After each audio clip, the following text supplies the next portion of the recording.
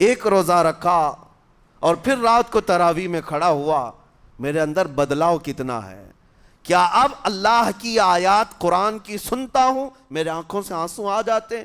اگر آ گئے ہیں تو اس کا مطلب ہے کہ دل نرم ہو گیا، اس روزے نے اثر دکھانا شروع کیا، اور پھر ویسے کا ویسا ہے، تو اس کا مطلب ہے کہ آپ کے روزے سے آپ کو تقویٰ نہیں مل رہا ہے، آپ کو تقویٰ نہیں مل رہا۔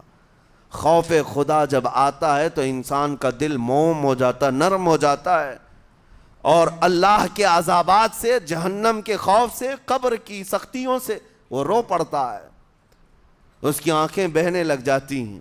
اور جب دل سخت ہوتا ہے پتھر کی طرح، تو اسے نہ اللہ کی آیتیں رلاتی ہیں، نہ آخرت کا تصور اسے ہلاتا ہے۔ اسی لیے قیامت کے دن کے بارے میں آپ کو بتاؤں، نبی پاک صلی اللہ تعالیٰ علیہ وسلم کی امت کی طرف جہنم کی آگ شعلے لپکاتے ہوئے بڑھتی آ رہی ہوگی، بہت تیزی سے۔ قریب ہے کہ وہ جہنم کی آگ سب کو اپنے لپیٹ میں لے لیں۔ وہاں کھڑے ہوئے بہت سارے لوگ اپنے اپنے اعمال کا صدقہ پیش کرنے لگے۔ حاجی اپنے حج پیش کر رہے ہیں، نمازی اپنے نماز، روزے دار اپنے روزے، کہ اے جہنم ہماری یہ نیکیوں کا صدقہ رک جا۔ جہنم کی آگ بڑھتی چلی آئی، بڑھ رہی تھی۔ جبرائیل امین علیہ الصلاۃ والتسلیم حاضر ہوتے ہیں بارگاہ مصطفیٰ صلی اللہ علیہ وسلم میں، ایک پانی کا پیالہ انہوں نے پیش کیا اور کہا یا رسول اللہ صلی اللہ علیہ وسلم یہ پانی آپ اس آگ پر چھڑک دیں۔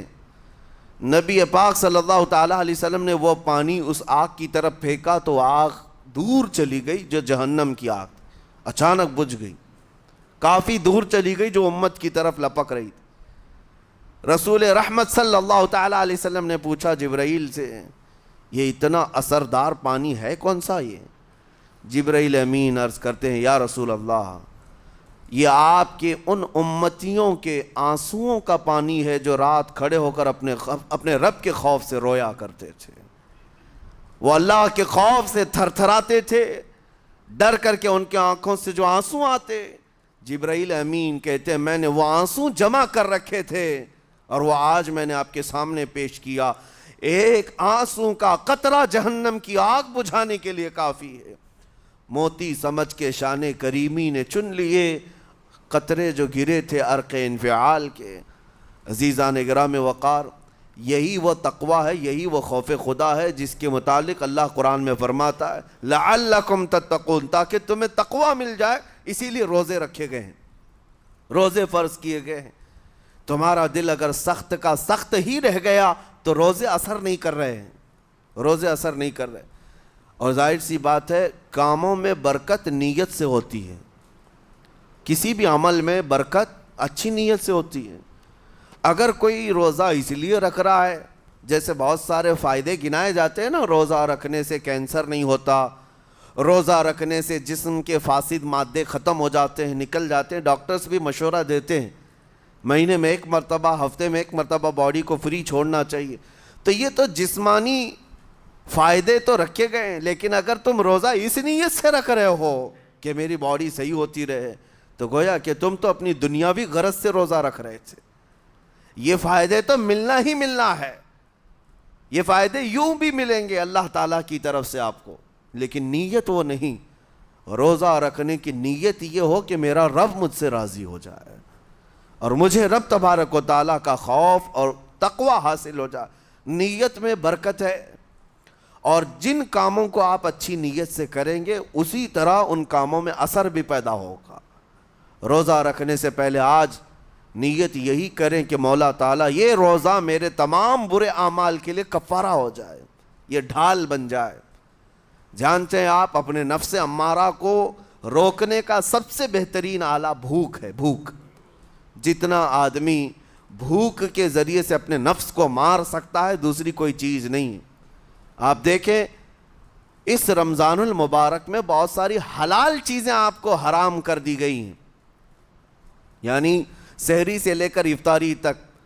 میں یہ نہیں کہہ رہا کہ شراب پینا حرام ہے، نشہ کرنا حرام ہے، وہ تو پوری زندگی بھر حرام ہے، لیکن آپ کو چاول روٹی تو حلال ہے نا, سبزے سیب پھل فروٹ تو حلال ہے, لیکن یہ حلال چیزیں بھی اللہ نے آپ پر حرام رکھی ہیں, روزے کے عالم میں نہیں کھا سکتے. سحری سے لے کر افطار تک یہ حلال لقمے, پانی تو حلال ہے, پاک ہے, لیکن آپ کے لیے روزے کے عالم میں حرام ہے. اسی طرح شادی شدہ مرد اپنی عورت کے ساتھ زندگی بھر کبھی بھی جمع کر سکتا ہے, رات میں سو سکتا ہے, لیکن حالت روزہ میں وہ حلال کام بھی حرام ہے. حلال کام بھی حرام ہے, اپنی عورت سے جمع کرنا حالت روزہ میں کیوں روکا گیا؟ کھانا پینا بھی حلال تھا, عورتوں کے ساتھ شباشی بھی حلال تھی, لیکن روزے کے عالم میں ان حلال چیزوں کو روکا گیا. تو آپ سوچ سکتے ہیں اس چیز کو, سوچ سکتے. وجہ یہ ہے کہ حلال چیزوں سے آپ کو روک کر بڑے حرام چیزوں سے بچانا مقصود ہے. آج اگر اپنے آپ میں اتنا کنٹرول کر لے جاؤ کہ چند حلال چیزوں سے دن بھر بچ سکتے ہو, انشاءاللہ رمضان کے بعد بڑی حرام چیزوں سے بھی اللہ آپ کو محفوظ رکھے گا. میرے عزیزو, برا ہے ان لوگوں کا جن کو میرے آقا صلی اللہ تعالیٰ علیہ وسلم نے دعائے ہلاکت فرمائی. اس سے بدنصیب کوئی ہو سکتا ہے؟ جن کے لیے رسول رحمت صلی اللہ تعالیٰ علیہ وسلم کی دعائے ہلاکت ہوئی ہو. حضور صلی اللہ تعالیٰ علیہ وسلم ایک دن مسجد نبوی شریف میں تشریف لے جا رہے تھے. منبر پر آپ نے قدم رکھا, آمین کہا, پھر دوسرے زینے پر قدم رکھا, آمین کہا, تیسرے زینے پر قدم رکھا, آمین کہا. خطبہ مکمل کیا, صحابہ نے پوچھا یا رسول اللہ صلی اللہ علیہ وسلم, ہر زینے پر آپ قدم رکھتے ہوئے آمین کس لیے کہہ رہے تھے؟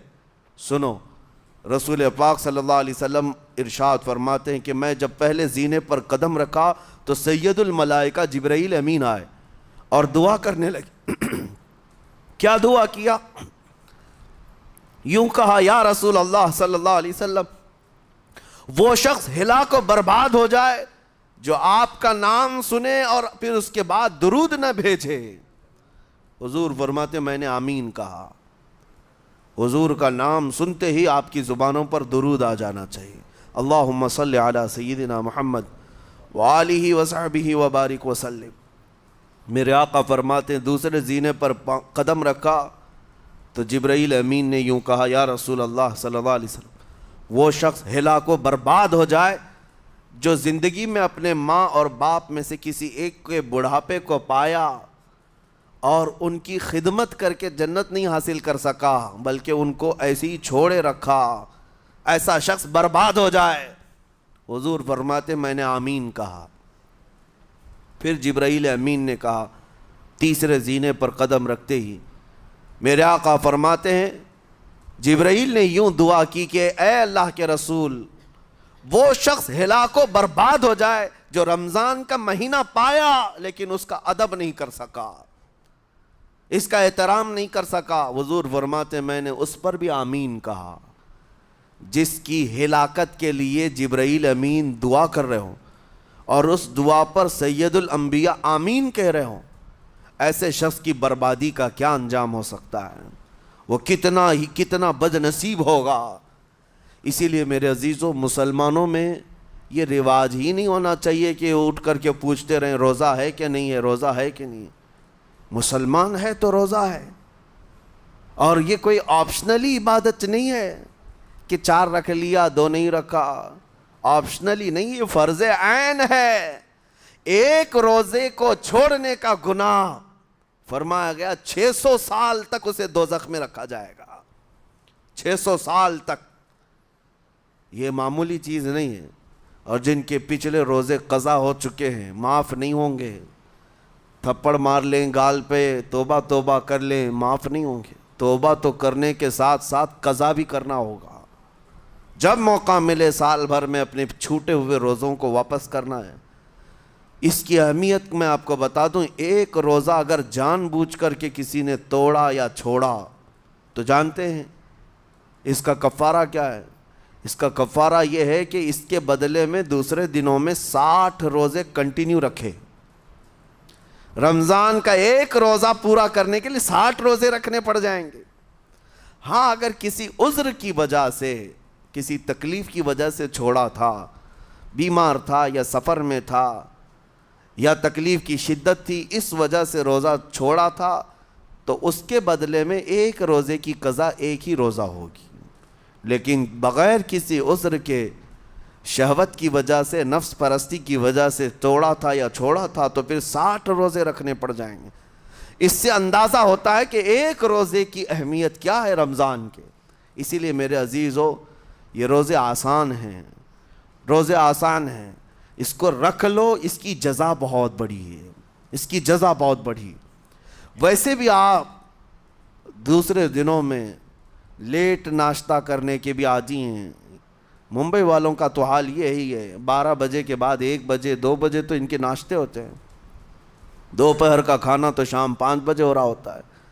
بس وہ ناشتہ سکپ کرنا ہے، دوپہر کے کھانے جو آپ کے ہوتے ہیں اس سے اور تھوڑا ایکسٹینڈ کر لیں تو افطاری کا وقت آ جاتا ہے۔ کوئی بہت بڑی دقت کی بات نہیں، کوئی بہت بڑے بوجھ کی بات نہیں، آسان ہے۔ آج الحمدللہ ہمارے 5 سال 6 سال کے بچے روزہ رکھ لیتے ہیں، تو بڑوں کو تو اللہ نے جو طاقت عطا کی ہے، روزہ ہرگز ترک مت کرو۔ لیکن ساتھ میں آج یہ میسج ضرور دوں گا، نیت یہ کرو کہ مجھے تقویٰ مل جائے، مجھے پرہیزگاری مل جائے، اور یہ آپ کو خود چیک کرنا ہوگا۔ روزانہ رات کو نماز میں کھڑے ہو جاؤ تراویح کے، دیکھو کہ کتنی تبدیلی آ رہی ہے۔ آج میں نے روزہ افطار کیا، میرے اندر بدلاؤ آیا کہ نہیں آیا؟ اور اگر نہیں آ رہا ہے، کوئی تبدیلی نہیں آ رہی ہے، تو اس کا مطلب ہے آپ تقویٰ نہیں حاصل کر رہے، آپ تو روز مرہ کی روٹین پر چل رہے ہو۔